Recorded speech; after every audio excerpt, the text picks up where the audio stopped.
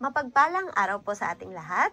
Ang aking pong bahagi ngayon ay mula sa aklat ng Deuteronomio, Kabanata 10, talata 1 hanggang 4. Ang ikalawang pagsulat sa kautusan.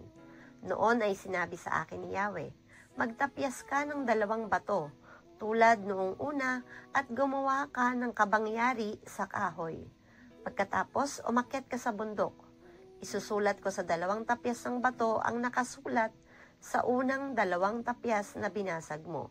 Pagkatapos, itago mo sa kaban. Kaya gumawa ako ng kabangyari sa punong akasya. Tumapyas ng 2 batong katulad noong una at ako'y umakyat sa bundok. Isinulat nga ni Yahweh ang 10 utos sa 2 tapyas ng bato. Ang 10 utos na ito ang sinabi niya sa inyo mula sa naglalagablab na apoy, samantalang kayo'y nagkakatipon sa paanan ng bundok. Ang 2 tapyas ng bato ay ibinigay sa akin ni Yahweh. Amen. Pagpalang araw po sa ating lahat. Narito po ang aking daily devotion sa book of Deuteronomio chapter 10, verse 5 to 8. Ako'y nagbalik mula sa bundok at inilagay ko sa kaban ang 2 tapyas ng bato tulad ng utos sa akin ni Yahweh. Ang mga Israelita ay naglakbay mula sa Akan hanggang sa Mosera. Doon namatay at inilibing si Aaron, ang anak ni Eleazar, ang pumalit sa kanya bilang pare. Mula roon, nagpatuloy sila sa Gudgoda at sa Jobata, isang lugar na may maraming batis. Noon pinili ni Yahweh ang mga Levita upang magbuhat ng kaba ng tipan, tumulong sa paglilingkod sa kanya at magbasbas sa kanyang pangalan tulad ng ginawa nila ngayon. Amen po. Isang mapagpalang araw pong muli sa ating lahat. Muli niyo po akong samahan sa pagbabahagi ko ng salita ng Diyos.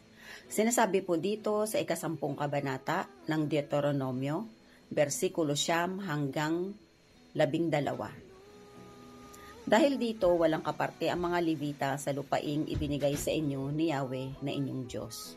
Si Yahweh ang bahagi nila tulad ng pangako niya. Tulad noong una, 40 araw at gabi akong nanatili sa bundok at pinakinggan naman ako ni Yahweh. Dahil dito, hindi na niya itinuloy ang balak na pagpuksa sa inyo. Sinabi niya sa akin na pangunahan kayo sa paglalakbay at pagsakop sa lupaing ipinangako ko sa inyong mga ninuno. Ang diwa ng kautusan ni Yahweh, versikulo 12. Bayang Israel, ano nga ba ang nais ni Yahweh mula sa inyo? Ang gusto lang naman niya ay igalang ninyo siya. Sundin ang kanyang mga utos, ibigin siya, paglingkuran ng buong puso't kaluluwa. Ito po ang mga salita ng Diyos. Papuri po sa Diyos. Amen.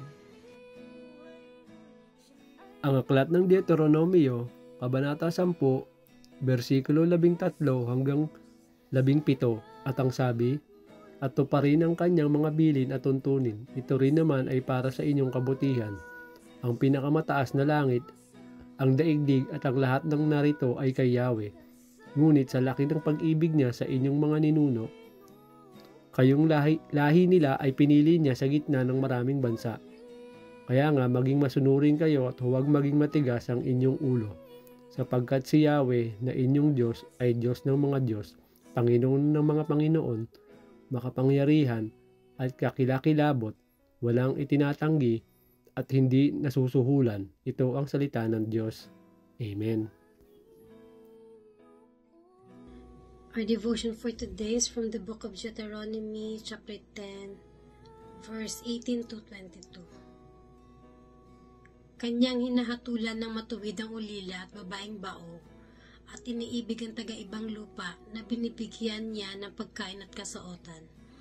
Ibigin nga ninyo ang taga-ibang lupa, sapagkat kayo naging taga-ibang lupa sa lupain ng Ehipto. Katatakutan mo ang Panginoon mong Diyos. Sa Kanya'y maglilingkod ka at sa Kanya'y lalakip ka at sa pamagitan ng Kanyang pangalan susumpa ka. Siya ang iyong kapurihan at siya ang Diyos na ginawa Kanya nito ng mga dakila at kakilakilabot na mga bagay na nakita ng iyong mga mata. Ang iyong mga magulang ay lumusong sa Ehipto na may 70 tao at ngayon ginawa ka ng Panginoon mong Diyos na gaya ng mga bituin sa langit. Ang dami. This is the word of God. Amen.